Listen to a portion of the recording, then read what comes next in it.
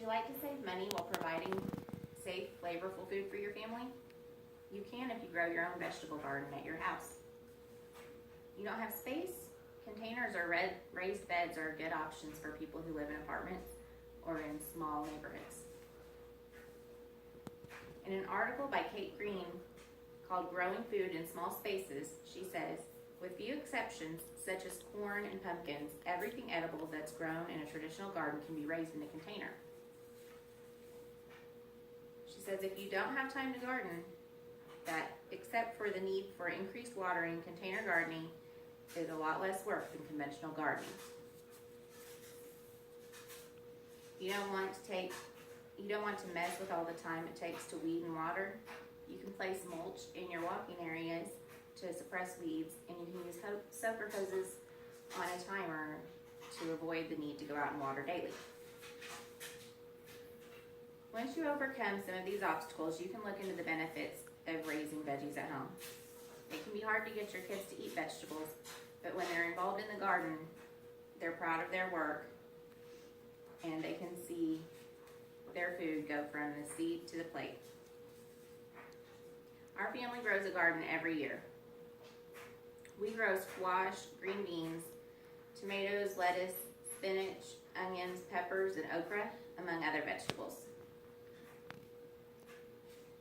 This gives us the opportunity to have food to eat throughout the summer, and we can freeze and pickle vegetables to use the rest of the year. And often we have some left over to share. Growing your own food can be affordable and easy in most environments. You can avoid the dangers of chemicals from vegetables bought in the grocery store. And there's no excuses to skip out on your vegetables in your meals when you grow them at home. I will begin by discussing how growing your own food can save your family money and possibly be profitable.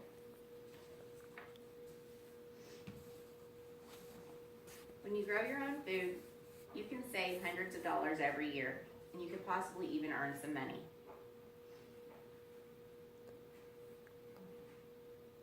The vegetables in the grocery store can cost a lot more than the vegetables you grow at home. The costs fluctuate due to the season, the cost of fuel, and the availability of produce. Seeds are cheap and they produce a lot of money. You can go online and request seed catalogs that will be mailed out every spring.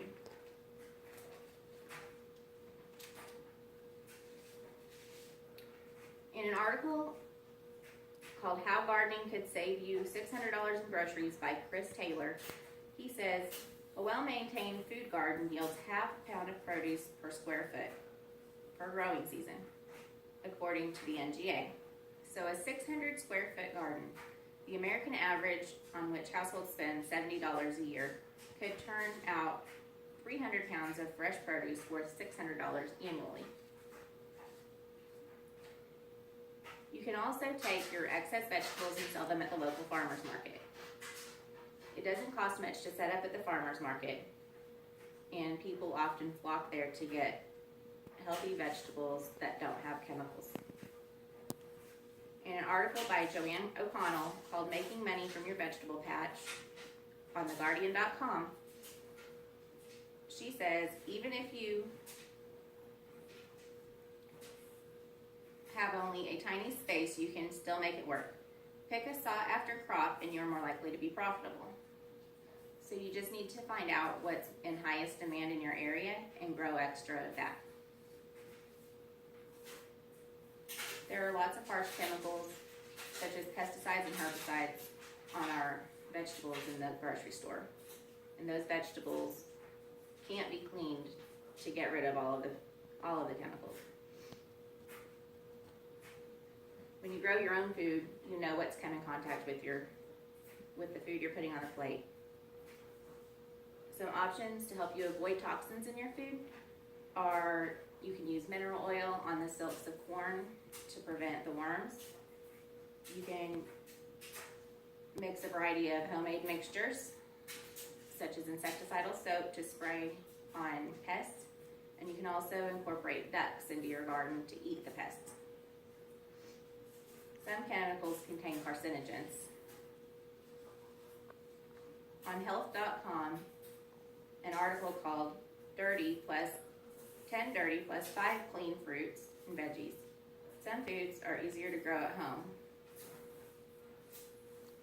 Some foods that are easier to grow at home contain the most pesticides. Strawberries, peaches, sweet bell peppers, and a variety of leafy greens are these.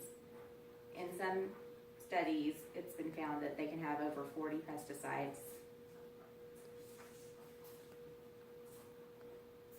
Homegrown food just tastes better. When you buy food from the grocery store, the large-scale farms, the commercial farms, are forced to harvest early to get produce to the stores before it goes bad. When it's harvested early, it's tasteless. You get tasteless tomatoes, hard peaches, and strawberries. We mentioned earlier that kids are more likely to eat food that they had hard in taking care of. According to St. Louis University study, researchers interviewed about 1,600 parents of preschool-aged children who live in rural southeast Missouri. They found that preschool children who were almost always served homegrown fruits and vegetables were more than twice as likely to eat 5 servings a day than those who rarely or never ate homegrown produce. The American Dietetic Association recommends between 5 and 13 servings of fruit and veggies a day. Vine ripened fruits and vegetables can be picked at their prime for optimal flavor. You can preserve these vegetables in a variety of ways. For example, you can make spaghetti sauce to taste the way your family likes it. You can make perfectly seasoned salsa, and your jellies and jams will be free of artificial preservatives. We all love to save a little money. We store chemicals out of reach at home. Why would we feed them to our families a little bit at a time? Nothing tastes better than fruit or vegetables that are allowed to ripen on the vine.